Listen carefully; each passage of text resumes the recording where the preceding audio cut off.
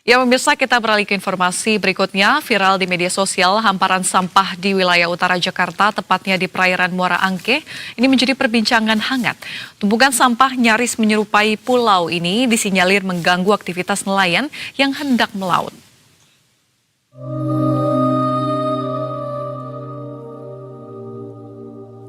Video pantauan udara milik Ilham Aprianto yang diunggah ulang sejumlah akun media sosial ini menjadi perbincangan hangat di publik.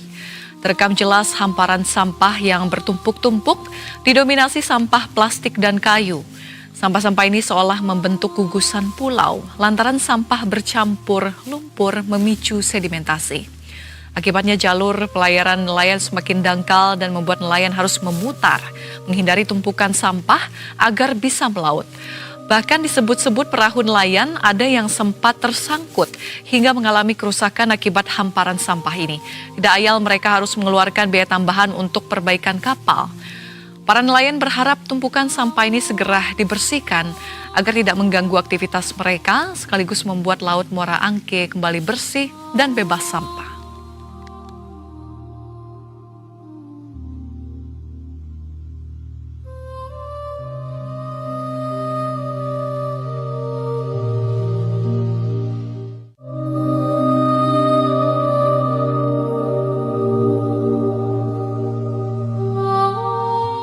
Dan terkait dengan isu viral mengenai hamparan sampah di wilayah utara Jakarta, tepatnya di perairan Muara Angke yang nyaris menyerupai pulau ini hingga disinyalir mengganggu aktivitas nelayan yang hendak melaut. Saat ini untuk mengetahui lebih dalam seperti apa respons dari Pemprov DKI Jakarta, kita sudah bergabung dengan staf khusus Gubernur dan Wakil Gubernur DKI Jakarta, Pak Ciko Hakim. Selamat siang Pak Ciko, kita mendengarkan keluhan dari nelayan ada sampah atau hamparan sampah yang muncul bahkan seperti gugusan pulau di pesisir Muara Angke. Dari Pemprov sendiri, apakah sudah meninjau langsung ke lokasi, Pak Ciko? Yang pasti sudah, Dinas Lingkungan Hidup memang sebenarnya bukan masalah apakah sudah meninjau apa belum, bahkan sebelumnya sudah melakukan operasi dan mengerahkan ratusan personel.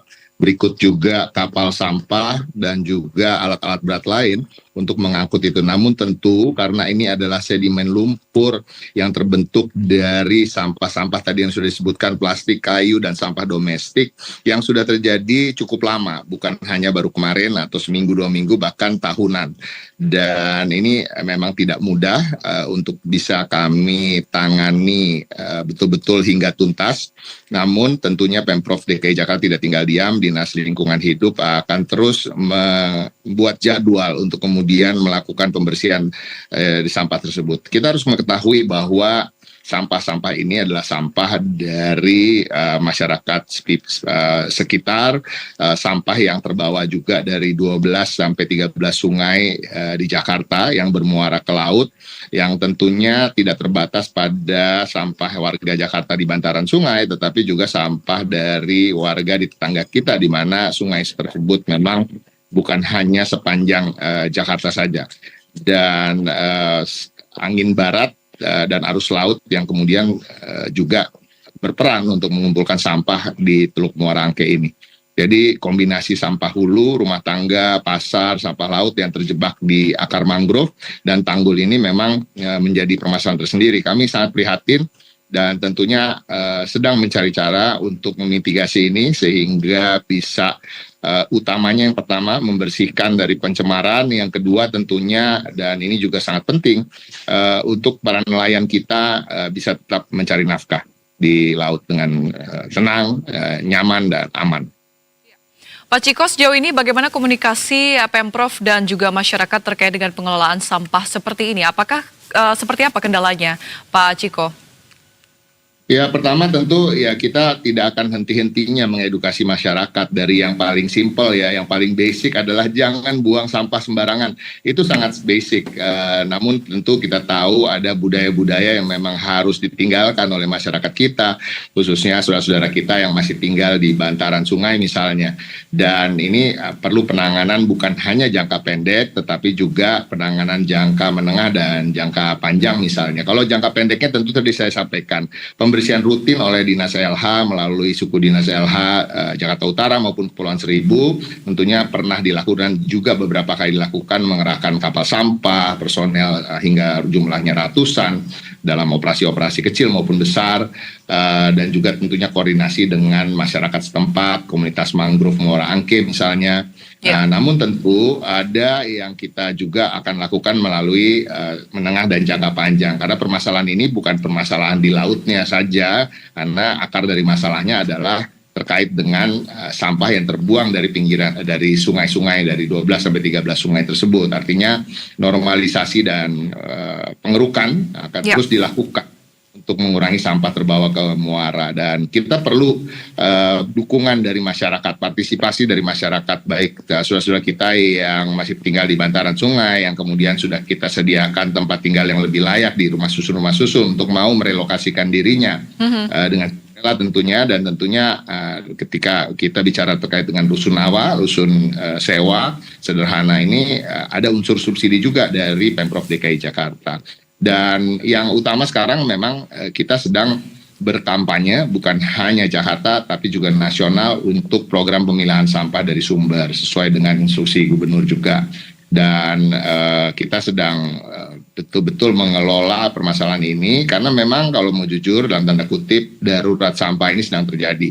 Apalagi beban di Bantar Gebang ini sudah tidak bisa lagi seperti sebelumnya, dan ada keterbatasan untuk mengirim sampah ke tempat pembuangan akhir tersebut. Jadi kita harus bersama masyarakat maupun pemerintah. Yang pertama dari mulai yang paling dasar, tidak membuang sampah sembarangan. Yang kedua, memilah sampah. Yang kemudian juga kami dari Pemprov DKI Jakarta tentunya berupaya maksimal untuk bisa bagaimana cari tempat pembuangan yang tepat untuk kemudian mengolah sampah ini kembali, bahwa memang kita menganut sistem zero waste ya, dan nanti akan ada pembangkit listrik tenaga sampah, ada juga RDF rorotan yang kemudian juga bisa menampung untuk kemudian mengolah sampah-sampah tersebut. Iya, Pak Ciko, lantas sejauh ini apakah sudah ada komunikasi juga yang dilakukan oleh pemerintah dengan para nelayan atau komunitas nelayan yang terdampak begitu ya akibat dari gugusan sampah yang tercipta ini, Pak Ciko? Pastinya Dinas Lingkungan Hidup sudah reach out atau sudah menjangkau saudara-saudara kita yang mencari nafkah sebagai nelayan di sekitaran pesisir. Bahkan kalau kita mendengar dari komentar dari para nelayan, memang mereka juga pernah menyampaikan bahwa bukan tidak pernah Dinas Lingkungan juga melakukan pembersihan, tetapi ya kemudian itu tadi ada fenomena-fenomena seperti angin barat, fenomena-fenomena aliran sungai, dan kemudian tetap seperti saya sampaikan tadi, ini butuh betul-betul kerjasama dari masyarakat untuk kemudian sadar bahwa apa yang dilakukan itu berdampak, termasuk apabila membuang sampah sembarangan. Tetapi kemudian kami bukan bermaksud untuk melempar bola kesalahan, tapi ini sama-sama menjadi beban kita dan tanggungan kita bersama. Dan semoga kerja bersama antara masyarakat dan pemerintah bisa kemudian dalam waktu jangka pendek, menengah, dan jangka panjang menyelesaikan permasalahan sampah, termasuk di Muara Angke. Baik, terima kasih banyak Pak Ciko Hakim selaku staf Gubernur dan Wakil Gubernur DKI Jakarta atas waktunya siang ini di Berita Satu Siang. Selamat kembali beraktivitas Pak Ciko.